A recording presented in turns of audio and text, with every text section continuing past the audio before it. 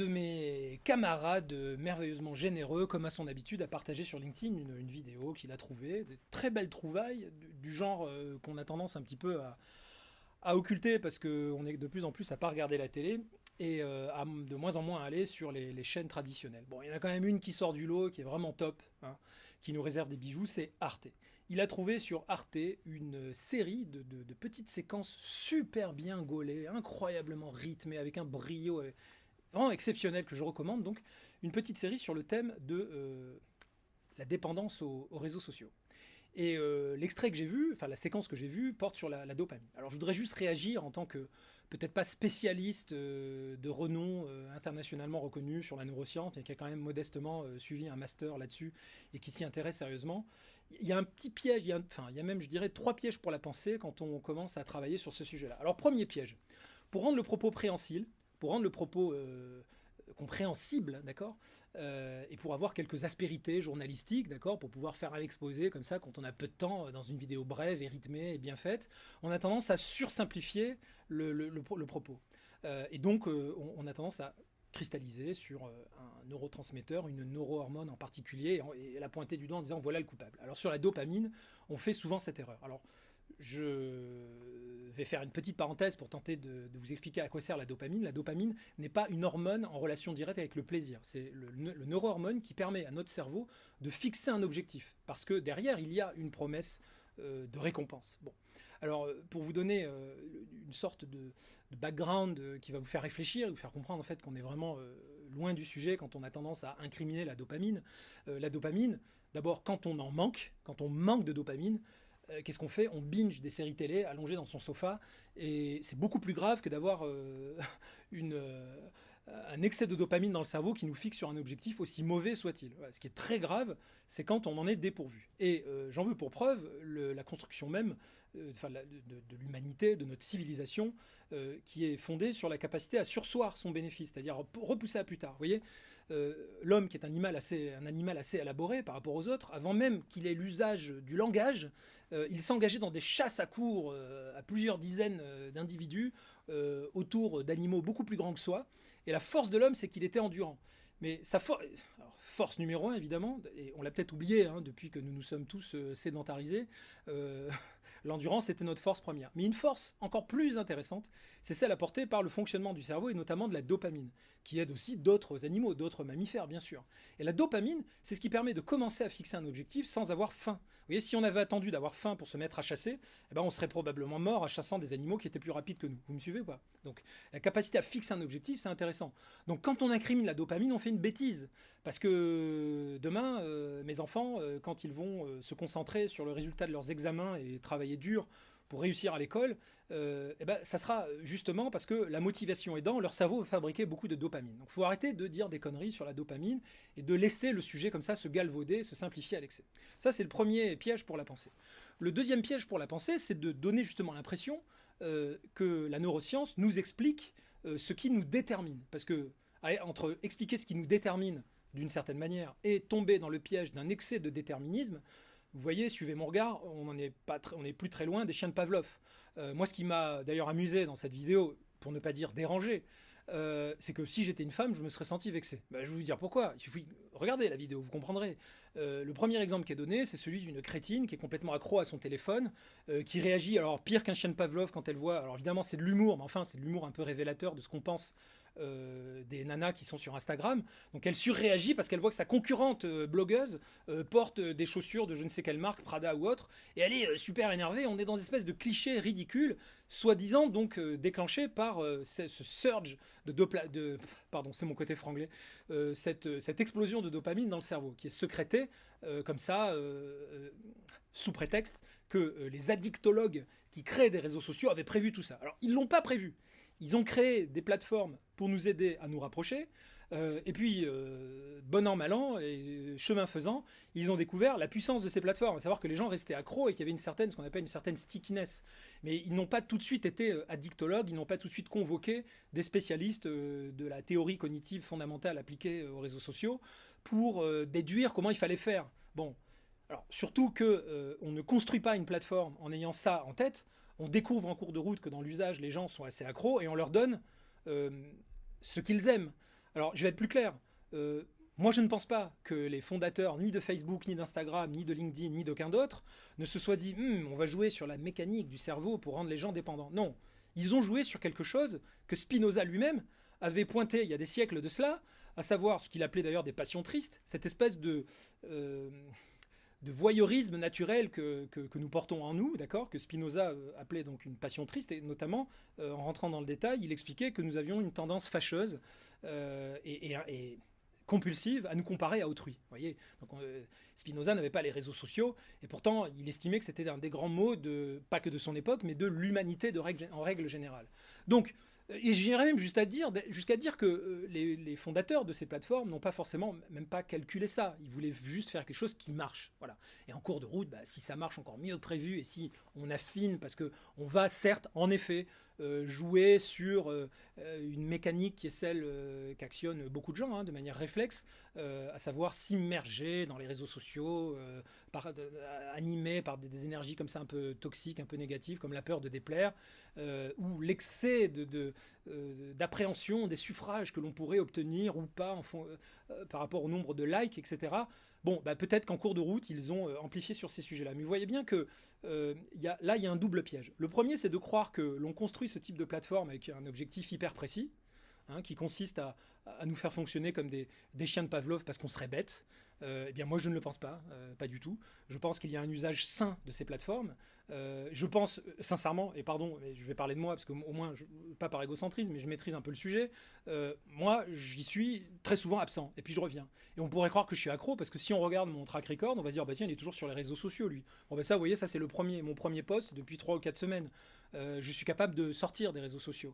Et puis je suis capable de faire la part des choses entre les trolls désagréables qui me veulent du mal et qui viennent peut-être, on va dire, m'affaiblir dans ma motivation. Parce que je dis, bon, à quoi bon faire tout ça s'il y a autant de connards qui viennent essayer de nous taper dessus ou différents petits pervers comme ça qui sont embusqués dans les angles pour nous rendre la chose pénible. Ce qui est bien montré dans les petites séquences d'Arte.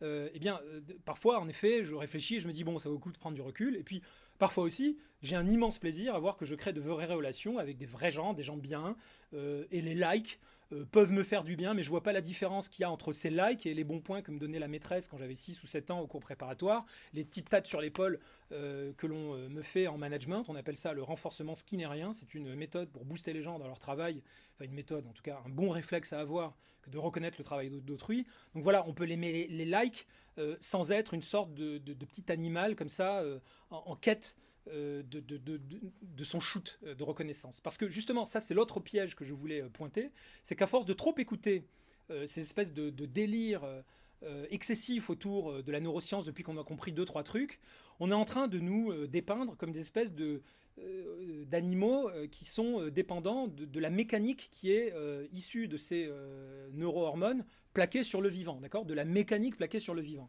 Et donc, comme je le disais tout à l'heure, on devient des chiens de Pavlov. Bon, donc il faut quand même arrêter ces excès parce que on va tomber dans un excès inverse qui est de développer une forme d'addiction à ces explications qui expliquent et qui décortiquent et qui expliquent les explications, qui réexpliquent tout ce qu'on a décortiqué, tout ce que les PhD ont dit. Alors on nous sort, hop là, une petite référence à la théorie de tel ou tel psy, de tel ou tel chercheur. Mais vraiment, alors on fait le résumé de leur théorie en quelque chose qui tient pas plus long qu'un tweet. Et puis on dit voilà, vous voyez, il l'a dit. Ah, bon, alors, j'en profite aussi pour faire justement donner mon retour d'expérience.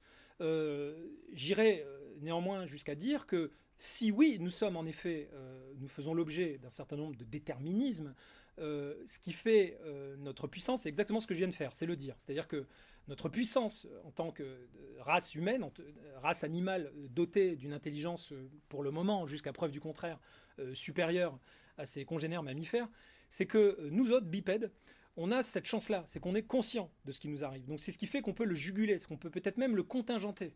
On peut peut-être même décider de faire une digital détox. On peut éviter de tomber dans le panneau. Voilà. Mais je voudrais quand même, pour connaître des gens dans mon entourage qui ont été addicts à des drogues dures, à commencer par des drogues soft comme l'alcool ou la marijuana avant de passer à des choses plus sérieuses, et je parle de gens qui sont tombés très très bas et qui ont vraiment fait la bêtise de se laisser aller, on va arrêter quand même de nous bassiner à l'addiction aux réseaux sociaux parce que je préfère, si tant est qu'il y a addiction, qu'elle soit aux réseaux sociaux, qu'à des drogues beaucoup plus dures. Donc cette espèce de truc qui est en train d'émerger, qui est une forme de chasse aux sorcières un peu excessive, me semble un peu douteux. Voilà, un peu douteux parce que ça commence à ressembler à ce qu'on appelle un marronnier médiatique, d'accord? Donc peut-être que ce que l'on pourrait questionner par là, c'est notre relative dépendance à ces marronniers médiatiques qui nous ressassent des sujets. Ça nous fait plaisir parce que bon, ben, on se laisse volontairement enfermer dans ces espèces de semblants d'explications en apparence magiques hein, qui enfin nous ouvrent les portes d'un savoir vulgarisé, quoi. Bon, alors c'est pas un savoir vulgarisé, c'est un savoir galvaudé. C'est rempli de contre-vérités et de fausses vérités.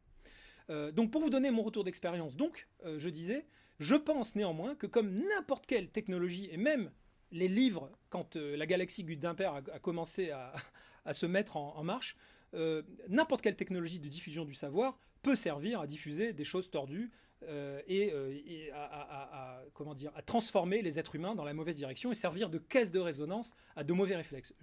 Moi, je suis victime depuis quelque temps d'un pervers narcissique d'une rare sophistication, qui est quelqu'un qui a réussi à littéralement utiliser les réseaux sociaux comme l'antichambre de sa névrose obsessionnelle pour me fixer. Je ne peux pas en parler. Quand j'en parle, je passe moi-même pour un cinglé. Donc je vais vous donner un autre exemple qui est celui de Michael Harrington. Il y a quelques années de ça, vous savez, Michael Harrington, pardon, c'est un avocat de formation et de métier qui s'est reconverti un jour dans la Silicon Valley, qui dit il manque de blogs, enfin il manque de contenu de qualité. Il a créé un des premiers blogs intelligemment conçus sur le domaine du high-tech et qui s'appelle TechCrunch, qu'il a depuis revendu. Bon, un jour, je suis tombé sur un de ses posts où il dit « Je suis victime d'un pervers narcissique. Pour une fois, je dépose un post ici même en fermant les commentaires. J'ai plus envie de parler, j'ai simplement envie de vous dire ce qui s'est passé. Cette personne parle à tous mes amis. C'est même débrouillé un jour pour croiser ma femme, parler à ma femme. Je suis très en colère. Je donne l'impression d'être accessible comme ça et je n'ai pas envie d'être pris en otage par des cinglés. Okay, donc il a fait un post, il a utilisé ce post en référence en disant voilà, ça c'est le lien que je vais envoyer à tous ceux qui vont poser des questions sur pourquoi je suis en colère quand vous me croisez dans un couloir et que vous me trouvez d'une part, alors c'est son cas, moi j'en suis pas encore là, mais il disait j'ai tendance maintenant à éviter les gens quand je les croise dans des événements, etc. Parce que ça m'a tellement traumatisé, dit-il, que j'ai peur de tomber sur un autre cinglé monomaniaque. Et il dit, et de deux, j'ai été assez désagréable ces derniers temps, je m'en excuse auprès de ceux qui me connaissent, mais je suis obligé de vous expliquer. C'est ça, alors il fait toute une liste, et il explique voilà tous les points sur lesquels je me sens harcelé psychologiquement. Bon, moi c'est mon cas, j'ai pas, en grande partie j'ai un petit peu calmé le rythme de mes diffusions récemment, parce que j'ai un cinglé sur ma liste qui en plus a l'air de quelqu'un de tout à fait équilibré, comme les pervers narcissiques, qui à chaque fois que je mets une vidéo en ligne d'un de mes contacts en interview, il va appeler cette personne et puis il va voir s'il n'y a pas une petite brèche pour commencer à parler de moi. Donc mes amis et moi, on se demande s'il n'a pas une espèce de fantasme sodomite ou je ne sais quelle maladie qu'il n'assume pas, parce que moi, j'ai rien contre l'homosexualité, mais s'il m'aime, s'il a envie de coucher avec moi, qu'il me le dise, je lui dirais, je suis straight hétéro, par contre, je t'en veux pas si t'es gay, mec. Il n'y a pas de problème. Mais si tu continues à me courir après comme ça, en fait, tu vas me pourrir ma vie business. Et tu vas me pourrir aussi mon équilibre émotionnel, la qualité de mon interaction, que j'essaie de garder la plus bidirectionnelle possible avec le réseau, parce que j'ai vraiment besoin de cette interaction, je l'aime beaucoup, j'en ai besoin sans en être comme toi dépendant, mais j'en ai besoin intellectuellement, j'en ai besoin sur le plan du développement de mon activité, et puis j'y prends un plaisir qui n'a absolument rien de coupable. Voilà, rien de coupable. Donc là, je viens un peu de prendre du recul sur les réseaux sociaux. Sur le groupe WhatsApp dans lequel il y a tous mes amis, je suis tombé sur cette vidéo partagée par le très agréable camarade Laurent De Smet, que je remercie encore, qui partage beaucoup de choses. Donc j'ai vu cette vidéo, ça m'a donné envie de réagir pour vous dire, voilà, en conclusion de tout ça, qu'est-ce qu'il y a? Ne tombez pas dans le piège qui consiste à accepter que des notions scientifiques qui exigent parfois minimum 5 à 10 ans, voire 15 ans de maîtrise et de recherche poussée pour commencer à être ne serait-ce qu'un tout petit peu comprises, ne laissez pas donc ces notions scientifiques rentrer dans votre tête sous forme de snacking content, comme on dit hein, dans le jargon marketing, snacking content, vous voyez ce que je veux dire, snacking, des petits contenus comme ça qui se consomment en 5 minutes et qui vous donnent l'illusion que l'on vous a transmis de la science. C'est une source de galvaudage que je trouve terrible parce qu'on va tomber dans d'autres pièges pour la pensée et on va cristalliser sur des notions qu'on maîtrise mal, des espèces de pseudo-cause à effet qu'on pige pas. Par contre, à côté, je vous dirais oui, toute technologie, que ce soit les réseaux sociaux ou quelles que soient les technologies antérieures à celle-là, je dirais, vous avez tous connu, il y a quelques décennies de ça, des gens qui étaient harcelés au téléphone par des psychopathes alors qu'il n'y avait même pas le Minitel. Moi, je me rappelle, ma mère, il y a un gars quand j'avais 8 ans, il y a un gars qui nous harcelait parfois au téléphone, il appelait le soir, il raccrochait, on ne savait pas qui c'était, on entendait sa respiration. Comme ça, des malades. Bon, Aujourd'hui, le mec, il ferait plus trop ça parce que, bon, il y en a peut-être qui vous harcèlent encore au téléphone, mais vous voyez bien que les nouveaux outils à disposition permettent de le faire de manière incroyablement plus sophistiquée et sympathique pour un malade. Bon, eh bien, je vous dirais qu'en effet, toute technologie mal exploitée va permettre à quelqu'un qui a une névrose notamment obsessionnelle, monomaniaque, de l'exploiter, de s'engouffrer dedans, et puis d'en faire sa caisse de résonance. Bon, bah, c'est là qu'il faut en effet être hyper vigilant, et pour ça, je vous dirais, il y a quelque chose de fabuleux qui s'appelle l'intelligence collective, oui, ce qui n'est pas une source de savoir ultime, mais au moins d'interaction sociale de qualité qui nous permet de progresser les uns au contact des autres. Et vous pouvez en parler autour de vous. Voilà. Moi, dans mon cas, j'ai pas trop osé en parler parce que à peine ai-je commencé à émettre par le truchement de deux trois commentaires que mon cinglé commençait à me foutre les abeilles et à m'emmerder, à aller pisser son territoire partout sur mes posts, les posts de mes amis, téléphoner à mes amis, les rencontrer et essayer de faire du dénigrement autour de moi. Et puis finalement s'organiser en allant jusqu'à utiliser comme un apprenti sorcier de la technologie pour faire donc de l'astroturfing. Pour ceux qui ne savent pas ce que c'est, je vous incite à aller lire les articles de Mediapart qui expliquent ce que c'est, mais aussi sur Wikipédia. L'astroturfing, ça consiste à créer des espèces de petites foules organisées avec un mélange de vraies personnes et un mélange de robots et un mélange de faux comptes pour aller essayer de décrédibiliser petit à petit des gens dans les réseaux. Et si par malheur pour vous, vous tombez un jour sur un espèce de ces maniaques, un espèce de maniaque, eh bien, ne vous dites pas que tout ça s'explique par la dopamine. Ça s'explique tout simplement par le fait que c'est un grand malade ou tout simplement un gros con.